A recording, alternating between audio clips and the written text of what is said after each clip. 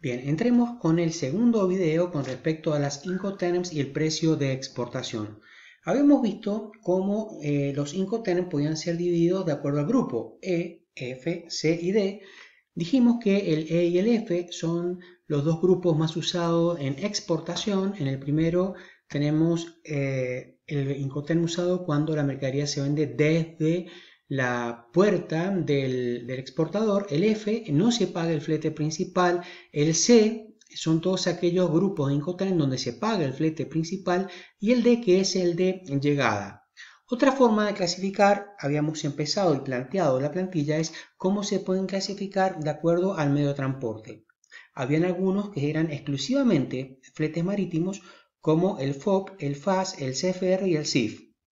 Y algunos que son usados en multimedia o en el transporte multimodal, como es el caso del S-Word, el Free Carriers, Carriage Paid To, Carriage and Insurance Paid To, el Delivered at Place, este que es el nuevo, el DPU, ¿sí? Que es Delivered at Place Unloaded, y el DDP. Podemos decir que en las cláusulas 2020 una de las consideraciones más importantes es justamente que en la cláusula 2010 teníamos la Incoterm DAT, Delivered at Terminal. Esa cláusula se reemplazó por esta que es la DPU, Delivered at Place Unloaded, con el fin justamente de aclarar y de evitar los errores que producía el DAT, porque se ponían de acuerdo con respecto a llevar la carga y no se sabía si era o sobre camión o en una terminal de aeropuerto o una terminal y no se terminaba, habían muchas confusiones, errores que llevaban a litigio. Entonces, con esta cláusula directamente es descargado en un lugar de destino y que tiene que estar directamente, la descarga viene con la cláusula. Diríamos, exportador se tiene que hacer cargo de la descarga de la mercadería y es propio de la responsabilidad del vendedor. Entonces se acaba todo tipo de confusión. Sí o sí el vendedor tiene que descargar la carga, ya sea en el depósito del transportista o puede hacerlo en el depósito mismo del cliente. ¿Sí? Esa es la primera, diríamos, diferencia entre esta Incoterm nueva, en la Incoterm 2020. Otra de las diferencias importante de la Incoterm 2020 corresponde a la cláusula Free Carrier. En esta, muy usada en la exportación, generalmente es la más recomendable a usar en la exportación, permite la emisión diríamos, de un BL, de un conocimiento de embarque antes que la carga haya llegado al puerto marítimo. De esta manera se pueden hacer las gestiones ante los bancos y responder ante los requerimientos de las cartas de crédito. Y por último, podemos decir que una de las modificaciones importantes es con respecto a las cláusulas SIP y con respecto a la cláusula CIF. En este caso, la cláusula CIF, que es la que tenemos aquí, incluía el costo de la mercadería en el precio del exportador, incluía el flete en el precio del exportador y también incluía el seguro. Pero el exportador ponía un seguro ínfimo, un seguro categoría C, un seguro muy chiquito, igual que en la cláusula SIP. ¿Sí? Entonces, tanto en la cláusula SIP como SIF, ahora directamente tiene que vincular un seguro en el SIP, o sea, es diríamos, el costo pagadero y el seguro pagadero hasta, en este caso, una categoría más importante de seguro, una categoría, podemos decir, A, con respecto a la contratación, que es un poco más caro, está obligado el exportador a pagarlo, y en el caso del CIF, bueno, a pagar una categoría, diríamos, de seguro mínimo, que es la categoría tipo C. Esas serían las consideraciones de los nuevos Incoterm 2020. Bien, vamos a empezar. Un tema importante antes de empezar a explicar cada una de las cláusulas en el proceso de la cadena es, bueno, cómo cotizar, cómo tiene que desplegar el exportador su contrato o su factura comercial. Primero y fundamental, tiene que colocar, diríamos, en su factura lo que es la cláusula Incoterm por la cual va a estar regida. En este caso, Free Carrier, como cualquier otra, como FOB, como, bueno, cualquiera que acuerden con el cliente del exterior. Otro de los elementos fundamentales que tienen que indicar la versión de esa Incoterm, en este caso la versión 2020. Indicar el lugar del punto de embarque de la mercadería, donde va a despacharse la mercadería, donde se va a embarcar, en este caso Mendoza, y obviamente colocar el reflejo de la divisa o el precio en divisas. Estos elementos es la forma correcta de cotizar para evitar cualquier tipo de inconvenientes. Bien, empecemos entonces con la consideración de las cláusulas Incoterm en este proceso, en esta cadena, en donde se producen factores acumulativos de costos que conforman parte del precio o regulados, como dijimos, por el Incoterms. El elemento de costo más importante, después de haber pasado por el proceso de la matriz productiva de la fábrica del exportador, es el flete interno. Es un elemento interesante si estamos hablando de sacar la mercadería, como ser desde Buenos Aires. Tenemos el flete desde Mendoza hasta Buenos Aires, generalmente es un flete que tiene relevancia en el costo total. Y la otra parte, este flete es, diríamos, nacional, no es un flete internacional. O sea, desde Mendoza hasta Buenos Aires estamos hablando de un flete interno del país.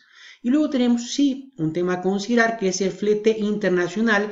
Este es un elemento importante por el cálculo no solamente de los Incoterms, sino por los cálculos de las bases imponibles en los gravámenes. Entonces hay que hacer esta diferenciación que está señalada en celeste y en este caso en amarillo. Vamos a la primera cláusula, que es la cláusula export. En este caso, diríamos, tenemos que diferenciar al exportador con un vendedor en el mercado interno. ¿Por qué? Porque el exportador tiene que dejar la mercadería, o sea, no se ocupa de los gastos ni de la parte aduanera, ni de la parte teóricamente, el pago de los gravámenes, aunque es un sujeto obligado digamos, por el Estado de pagar los gravámenes.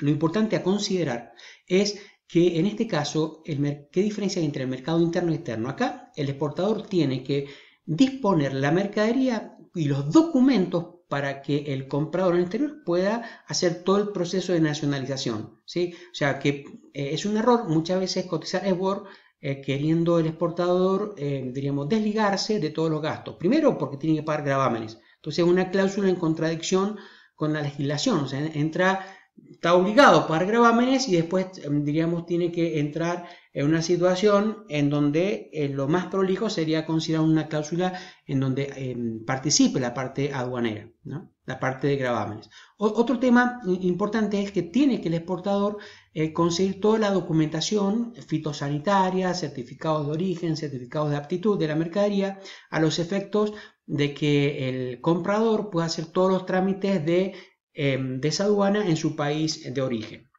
La segunda cláusula, que es la más importante, la más recomendada en las operaciones, es más recomendada que la cláusula FOB, ¿sí? Es la Free Carrier. ¿Por qué digo más recomendada que la FOB, que ya la vamos a ver? Es porque generalmente cuando uno exporta un contenedor, los contenedores van a una terminal hasta agrupar varios contenedores y esos contenedores después pasan al barco.